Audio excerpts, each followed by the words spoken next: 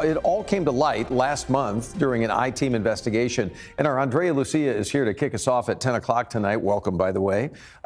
Big update tonight on this Hunger Busters investigation. What's going on? Yeah, I mean, for weeks we've been reporting on the charity, which had continued to raise money to pay for thousands of children's meals. We found it is no longer making. Now we've confirmed that the Dallas police may be getting involved as the organization struggles to keep going. Its name is on the building and the big truck is parked outside. But Hunger Busters is no longer operating at the property on Sylvan Avenue in West Dallas. Its website and social media accounts are gone. And the Hunger Busters van is at the home of former CEO Latane Phillips, who apparently still has all of the bank records and donation information.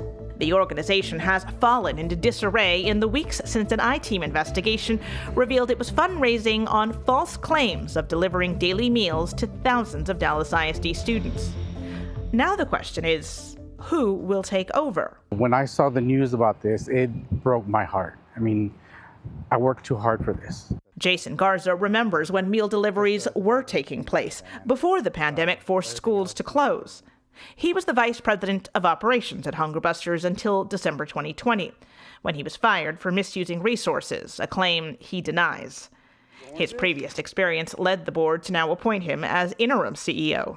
There was times when I was here pretty much 15, 20 hours a day. So it meant a lot to me. I love that place. I mean, I grew up with it. Garza says he is already reaching out to former volunteers and donors to restart operations. But on his first official day, his old boss, the one who fired him, returned. Hi, I'm Trey Hubler. Trey Hubler led the nonprofit from 2014 to 2022. On the same day the board announced Garza's return, Hubler appointed himself back to the position. I have now returned to the CEO role, he told board members in a message sent from Hunger Busters' own email account. How do you self-appoint yourself as CEO when the board of Hunger Busters is responsible for doing that? Board Chair D. Baker Amos echoed similar concerns to trustees, calling Hubler's announcement disturbing and inappropriate. It was Hubler, she pointed out, who first hired Phillips as a delivery driver and trained him to become CEO in 2023.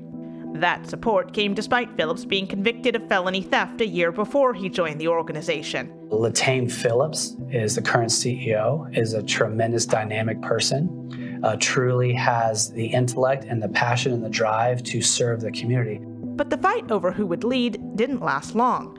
Just a day after Hubler called himself the CEO, he abruptly reversed course, emailing the I-Team to say he was no longer pursuing the role, leaving Garza as the heir apparent to a nonprofit in turmoil. Where was the money going? What was it being spent on? Those questions now lie with Dallas PD.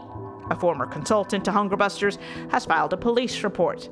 Garza says it may be the only way to find out what really happened to the donations. I deeply think there should be a criminal investigation. If you misuse that money, you should be charged for that. I mean, again, it was intended for the kids.